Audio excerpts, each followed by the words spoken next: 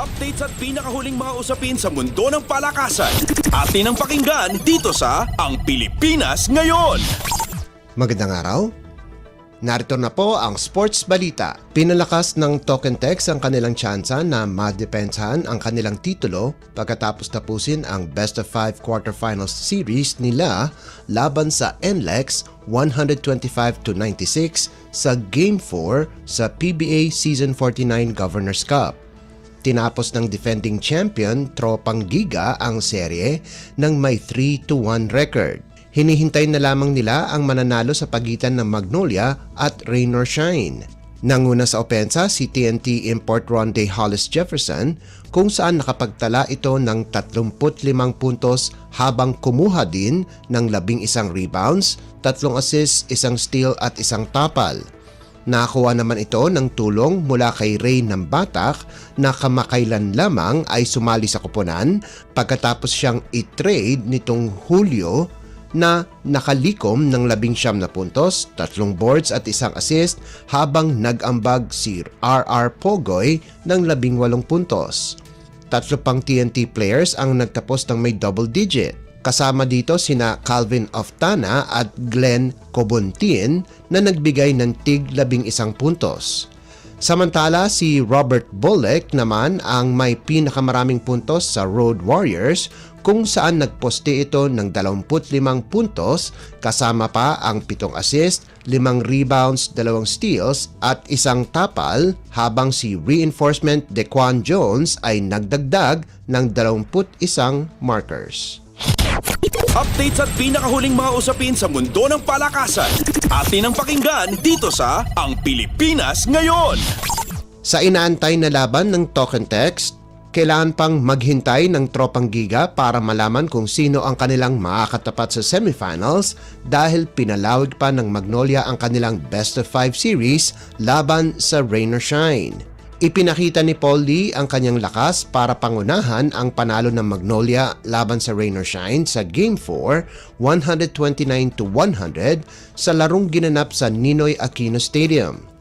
Nagtapos si Lee na may 25 puntos, sahog pa ang 6 na assist para dalhin ang Hotshots at ang Elasto Painters sa winner-take-all Game 5 na nakatakda itong darating na Sabado na gaganapin sa Inaris Center sa Antipolo.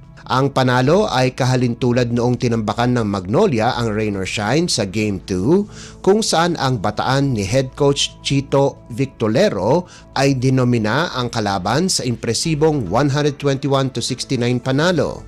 Malaki din ang nagawa ni Jabari Bird para sa Magnolia kung saan lumiyab ang import ng may 30 puntos kasama pa ang 4 na rebounds, 2 assists at 2 steals habang nag-ambag si Jeric Ahanmisi ng 14 na markers.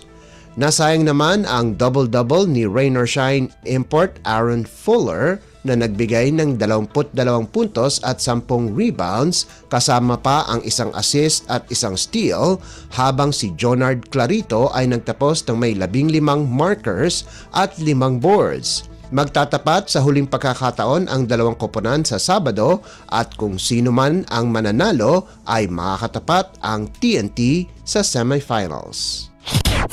Updates at pinakahuling mga usapin sa mundo ng palakasan. Atin ang pakinggan dito sa Ang Pilipinas Ngayon.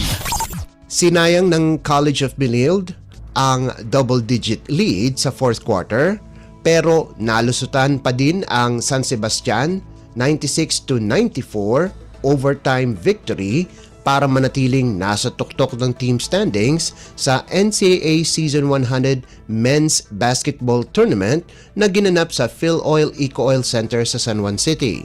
Nanguna para sa Blazers si Winston Inot sa nagawa nitong 23 puntos, 8 rebounds at 8 assists. Nagpakawala na naman ng double-double si Allen Liwag para sa CSB na may 17 puntos at 11 rebounds habang nagambag si Justine Sanchez ng 10 rebounds at 8 puntos. Nakuha naman ng San Sebastian ang kanilang ika-6 na talo kontra sa 2 panalo kahit maganda ang linaro ni Raymart Escobido at Paeng Are na nakagawa ng 29 at 20 puntos ayon sa pagkakasunod. Updates at pinakahuling mga usapin sa mundo ng palakasan. Atin ang pakinggan dito sa Ang Pilipinas Ngayon. At yan ang pinakahuling balita sa larangan ng palakasan. Para sa Radyo Pilipinas World Service, ito po si Leo Magpayo. Magandang araw.